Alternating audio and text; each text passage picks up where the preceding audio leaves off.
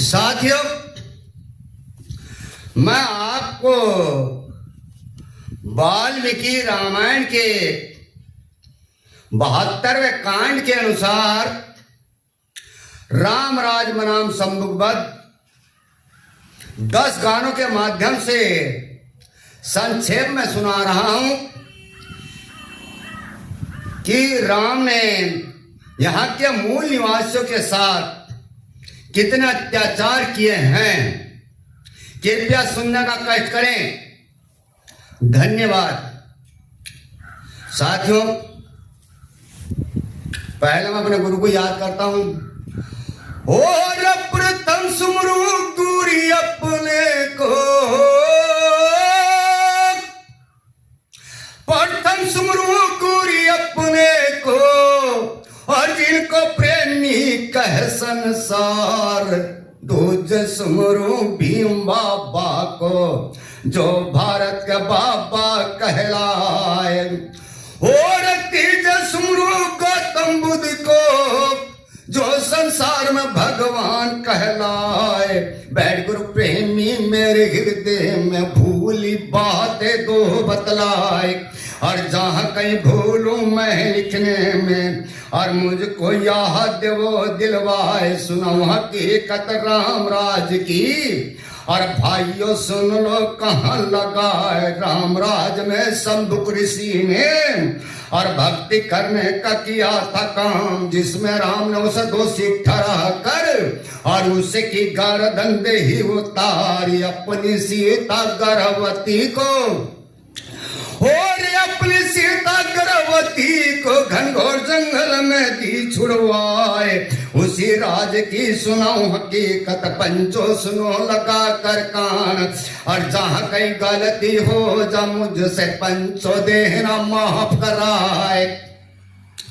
साथियों, राम राज बनाम संबुकबद्ध इस प्रकार से सुनिए बंधु मित्रों।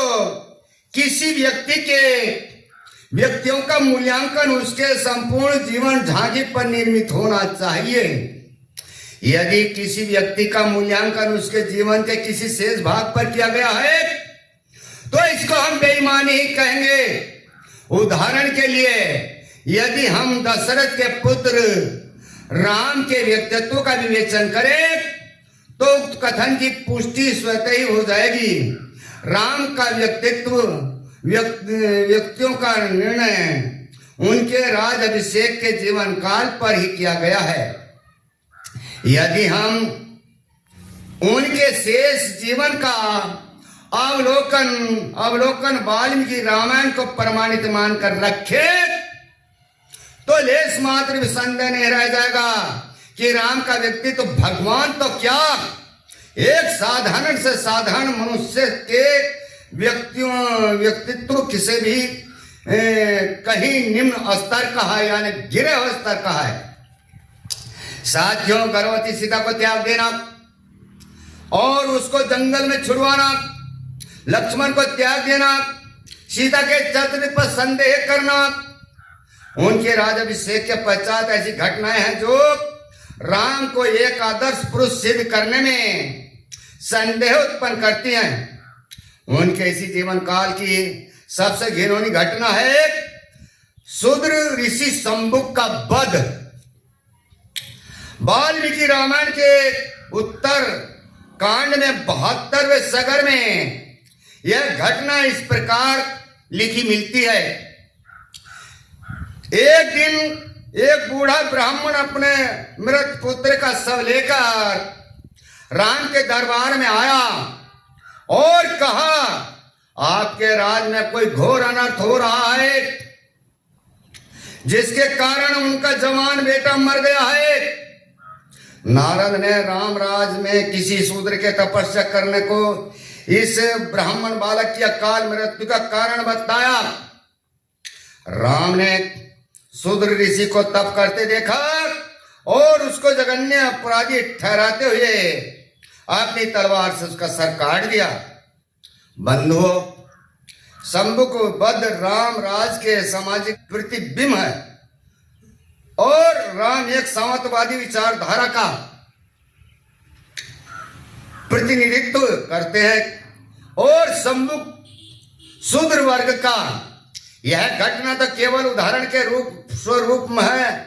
ऐसी घटनाएं जनसाधारण में कितनी घटी होंगी, वह तो अतीत की गोद में ही विलीन होकर रह गई।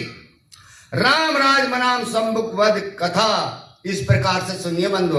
पहला गाना आपको सुना रहे हैं, बाकी 9 गाने और सुनाएंगे। इसके बाद पूरा इतिहास आपकी समझ में आएगा। सुनिए बंधु। ये जी रावण मार के राम जी और करे अयोध्या राज, उसी समय की एक कथा भैया तुम्हें सुना मैं आज। तो ये किस्सा राम राज का है जो लिया गया रामायण से, और शूद्रों पर अत्याचार हुए समझाता हूं इसी उदाहरण से। तो ये किस्सा बिल्कुल सच्चा है और कल्पित नहीं, इसे समझ लेना।